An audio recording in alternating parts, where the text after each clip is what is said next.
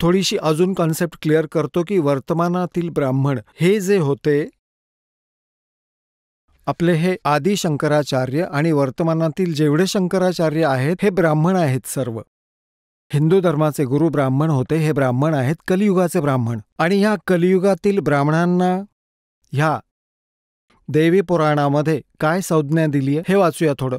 कारण हे आमचे धर्मगुरू असं म्हणतात की पुराणात जे लिहिले त्याला आम्ही सत्य मानतो. तर कृपया हे परत एकदा वाचा आणि सुधरा. दासाची ही प्रार्थना आहे. समाज शहाणा झालाय. पहा, हे तेच देवी भागवत चाललं आहे. तुम्हाला दाखवतो. 471 414 पानावर दाखवतो. हा 6वा स्कंद आहे आणि संक्षिप्त देवी भागवत पान 414.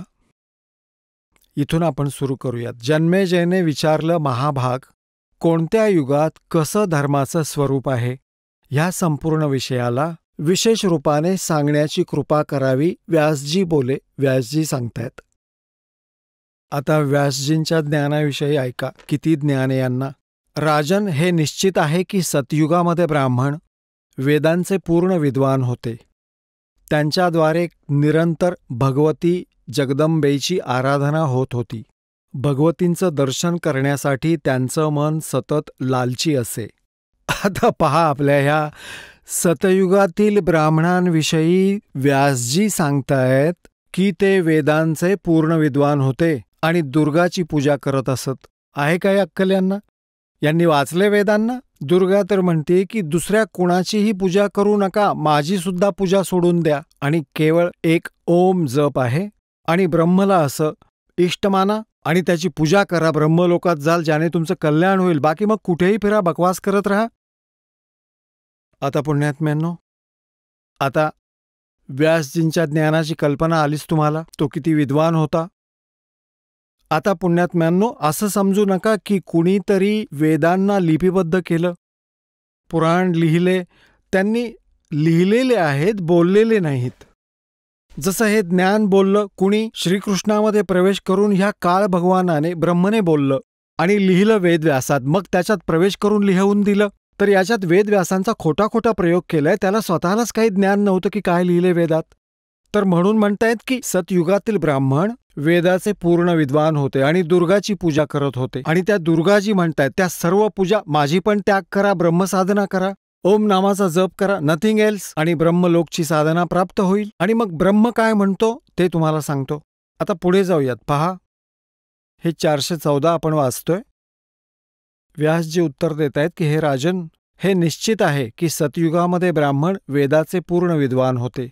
त्यांच्याद्वारे निरंतर भगवती जगदंबेची आराधना होत होती.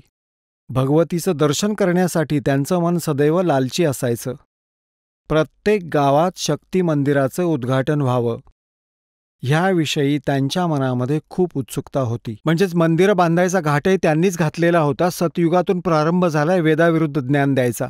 आता पहा, इथे काय सांगितलंय 414 पानावर. संक्षिप्त देवी भागवत 6वा स्कंध, की या चारही युगातील ब्राह्मणांची स्थिती सांगत व्यासजी येत आहेत. धर्माची हीच स्थिती त्रेतामध्ये पण राहिली, परंतु काही ऱ्हास झाला होता. सतयुगातील जी स्थिती होती ती द्वापारमध्ये विशेष रूपाने कमी झाली होती. राजन, त्या प्राचीन युगांमध्ये सतयुग, त्रेता, द्वापारमध्ये जे राक्षस समजले जात होते ते कलियुगात ब्राह्मण मानले जातात. कारण की आत्ताचे ब्राह्मण मुख्यतः पाखंड करण्यासाठी तत्पर असतात. दुसऱ्यांना फसवणं, खोटं बोलणं आणि वैदिक धर्मकर्मांपासून वेगळं राहण्याचा कलियुगातील ब्राह्मणांचा स्वाभाविक गुण बनला आहे. आपण ऐकत होता जगद्गुरु तत्वदर्शी संत रामपालजी महाराज यांचे मंगल प्रवचन, ज्यांच्या शुभ आशीर्वादाने संपूर्ण विश्वामध्ये 500 पेक्षा जास्त नामदीक्षा केंद्र आहेत, जिथे निशुल्क नामदीक्षा दिली जाते. निशुल्क नामदीक्षा प्राप्त करण्यासाठी आणि अधिक माहितीसाठी संपर्क करा 7030303951 7030303952. अद्वितीय आध्यात्मिक ज्ञान वाचण्यासाठी, पाहण्यासाठी आणि ऐकण्यासाठी संत रामपालजी महाराज ॲप अवश्य डाउनलोड करा किंवा आमची वेबसाईट www.jagatgururampalji.org वर विजिट करा. आम्हाला सोशल मीडियावर फॉलो करा. सर्व पवित्र धर्मांच्या पवित्र शास्त्रांवर आधारित प्रमाणित अनमोल पुस्तक ज्ञानगंगा किंवा जगण्याचा मार्ग यापैकी कोणतेही एक पुस्तक निशुल्क मागवण्यासाठी आपण आम्हाला आपले पूर्ण नाव, पूर्ण पत्ता, पिनकोड आणि फोन नंबरसह लिहून 7030303951 किंवा 7030303952 या नंबरवर SMS करू शकता किंवा 7030303950 या नंबरवर व्हॉट्सअप देखील करू शकता.